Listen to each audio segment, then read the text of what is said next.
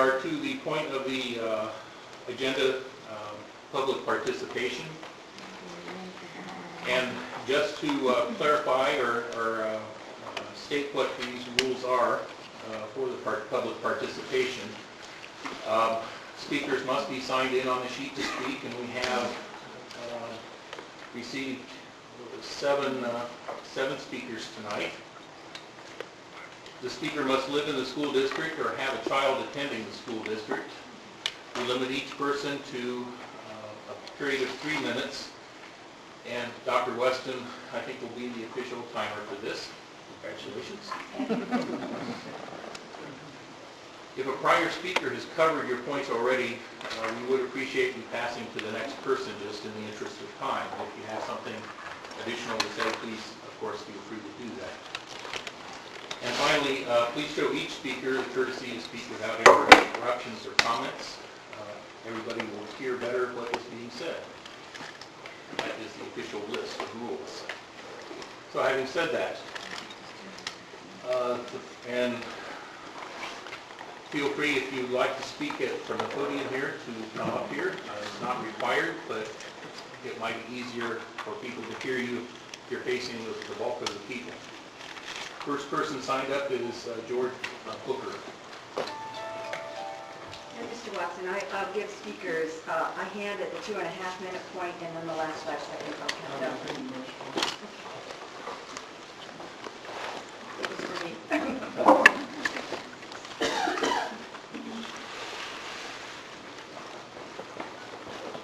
I'm amazed in our great country, which was founded on the mighty word of God, that people seem to be afraid of it now.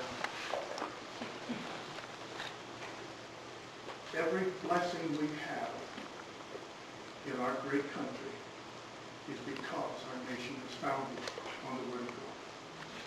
I see that as the main issue here.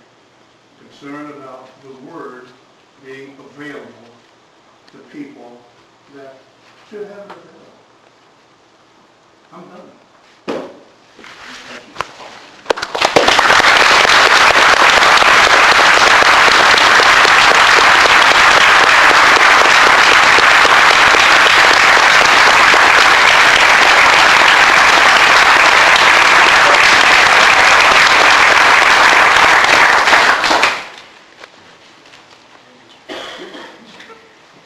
Again, I say, the next speaker is Darcy Miller.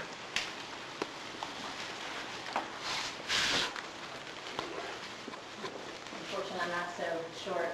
I wrote this to the newspaper, but never got it submitted, mainly because it's too long.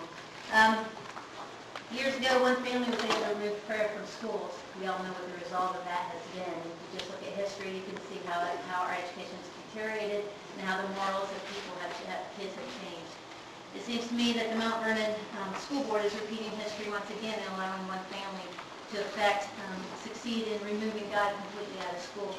It's a decision that you guys are making, and it's a decision held on your shoulders.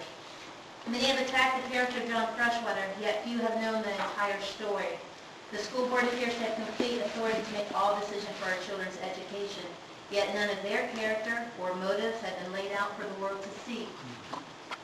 It seems to me that it's time to investigate the motives that you guys have behind the decision to terminate John Freshwater. Many have no clue what went on before Mr. Freshwater boldly stood and refused to remove his Bible. He has remained silent rather than share what led to the school's decisions. He willingly complied to every request that was made except for removing his Bible. The media has portrayed him as a non-compliant zealot. In reality, he has been completely compliant to every situation that was addressed to him from his administration. Because many are aware of his passion for Jesus Christ and his request to critically analyze evolution in 2003, they are assuming that he is teaching his own religious views. There are many teachers who have Bible verses in their classrooms and Bibles on their desks. Many of the kids in the school are very aware of the religious or political convictions of their teachers, as well as knowing their sexual orientation, their views on premarital sex, alcohol, drugs, birth control, evolution, creation, affairs, troubles in marriages, their biases, their goals, their past, their favorite football teams, and the list could go on.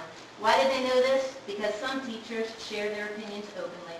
Some teachers have a reputation that the kids hear it through the gossip chain. And some teachers have a strong enough character that they don't have to say a word, and the kids automatically know what they believe. There is much that the public is unaware of that preceded the administration singling out of John Freshwater. I watched this new administration begin to choke the hands of the Lunchtime Club Fellowship of Christian Athletes. They began by refusing to allow a speaker to speak based on their own bias. As a result, it was broadcast on the radio.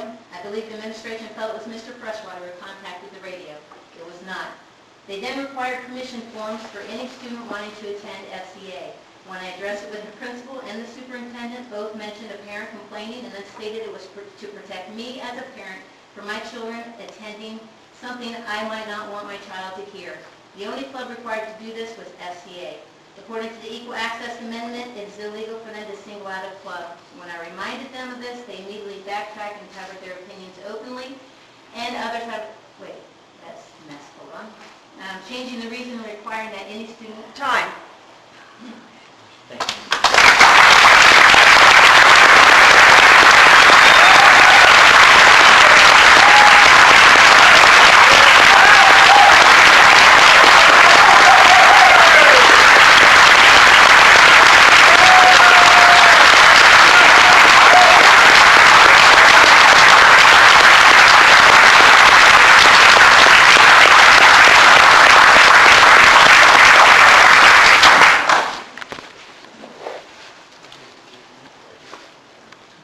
Again, the next speaker is Ted Geiger.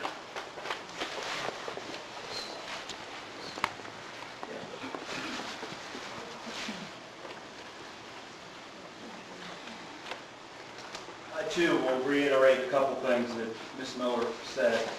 I'm here this evening to speak out in support for Mr. John Freshwater. I find it